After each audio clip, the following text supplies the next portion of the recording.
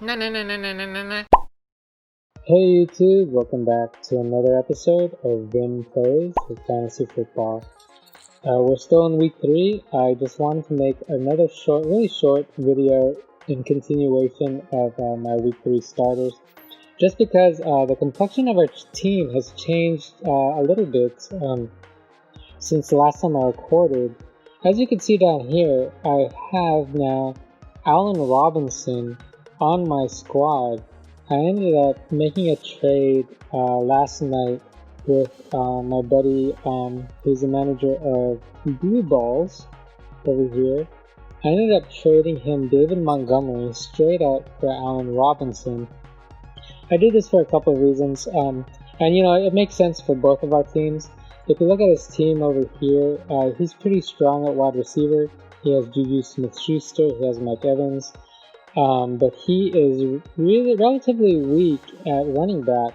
He has Derrick Henry, which Derrick Henry is pretty awesome, but his second running back is Ronald Jones, and other than those two guys, and Ronald Jones is, it's debatable whether or not he's even the valuable back to own in that backfield.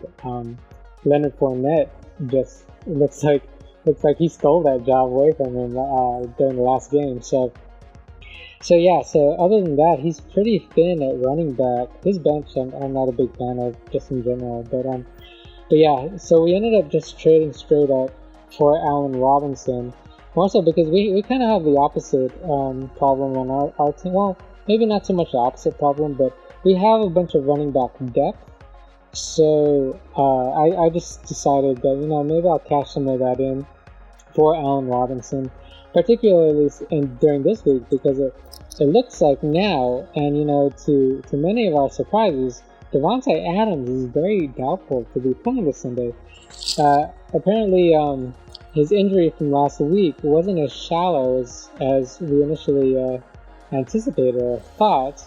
The conspiracy theory ended up being wrong here. The Twitter conspiracy, or the Twitter theory, ended up being wrong, or is looking to be wrong actually, because reports are now he hasn't practiced over the last 2 or 3 days, and he barely practiced today. It's not even a limited practice. I think it said that he did some sideline work, but yeah, it's not looking good for him to start this Sunday. So I really wanted to, and just in case Davante Adams is going to be out for multiple weeks, I thought I might as well diversify. I have a lot of running backs here.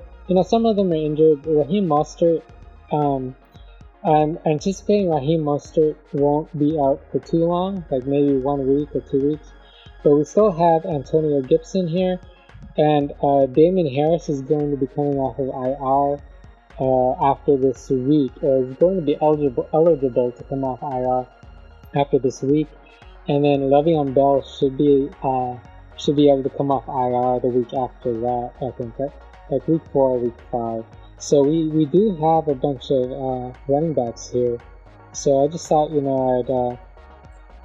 had the opportunity to upgrade at a wide receiver, and Allen Robinson very much has the potential to be a top 10, yeah, definitely a top 15 wide receiver for the year.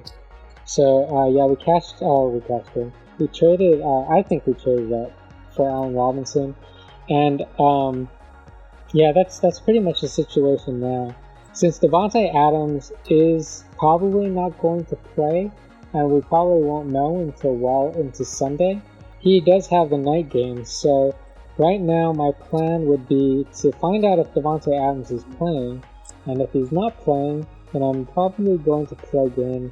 Well, I'll plug in Marquise Brown here, who plays on Monday, and he has a good matchup too. He's playing against Kansas City, so yeah, that's the plan right now.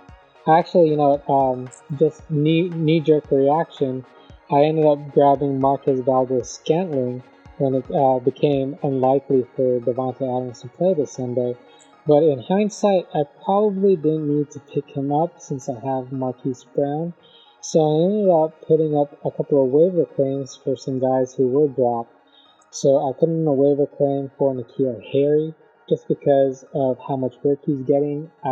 Last game, I think it was targeted like 10 plus times by Cam Newton.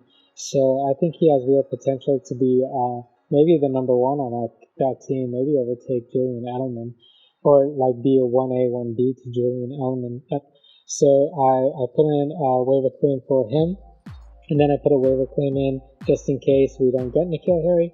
I put a $0 bid for Benny Snell, just because Connors may be healthy right now, but with his history of injury, you can never be sure. So I put in, so I put in a waiver claim for Benny Snell, and then Tony Pollard, who we had before, who I dropped Valdes-Scantling for, who is Ezekiel Elliott's handcuff, and Chase Edmonds, who is Kenyon Drake's handcuff.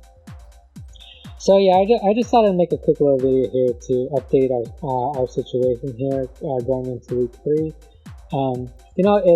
If anybody wants to discuss their teams or their lineups or just football in general, feel free to leave a comment down below.